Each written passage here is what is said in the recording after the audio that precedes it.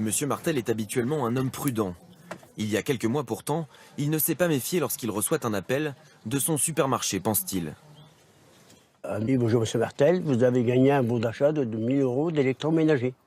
Pour en profiter, on lui demande d'appeler un numéro qui commence par 08, sans lui préciser que l'appel est payant. Et là, alors elle dit, vous faites le numéro le plus vite possible, donc j'ai appelé. On lui demande alors de choisir des cadeaux pour un montant de 1000 €. Mettons, je lui disais, mettons une cafetière. Alors là, elle me disait, bon, vous attendez 5 minutes, il faut que j'aille chercher la référence. Donc là, j'attendais 5 minutes, facilement. Après, j'ai payé un micro-ondes, donc hop, elle repartait, et elle revenait 5-6 minutes après. Les cadeaux promis, il ne les a jamais reçus. Contrairement à sa facture, 54 € de hors forfait pour 1h15 passée au téléphone avec les escrocs. Il aurait pu l'éviter, hein, parce que franchement, il faut pas être malin. Pourtant, il est loin d'être le seul à s'être fait avoir, et c'est toujours la même technique.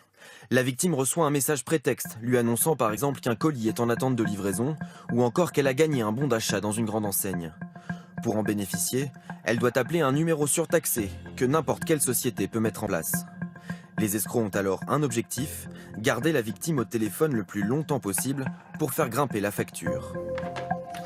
Nous avons appelé l'un de ces numéros pour comprendre les techniques de l'arnaque. Comment font-ils pour vous garder un maximum au bout du fil? Oui, bonjour, je vous appelle parce que j'ai reçu un appel me disant que j'avais gagné un bon d'achat de 1000 €. Un instant et je vais transférer l'appel vers votre conseiller. Merci. On me demande de choisir des articles sur le site d'une grande enseigne d'électroménager. À chaque fois, il faut donner le code de l'article choisi. Ensuite, j'avais vu le 63 50 55.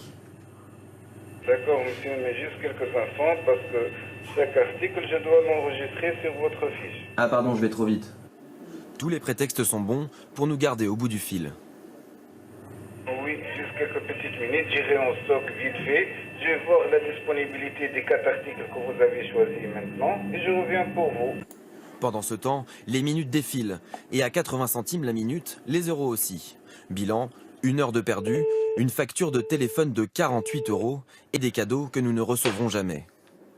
10 jours plus tard, nous tentons de joindre à nouveau la société. Bonjour, ce numéro n'est pas en service actuellement. Le numéro n'existe plus, un grand classique de ce genre d'escroquerie. L'arnaque est bien connue de la répression des fraudes, mais peu signalée par les victimes car dans la majorité des cas, le préjudice ne dépasse pas 20 €.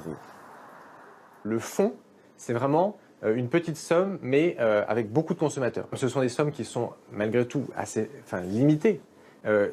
Tous les consommateurs ne portent pas plainte. Difficile de poursuivre ces escrocs, mais pas impossible.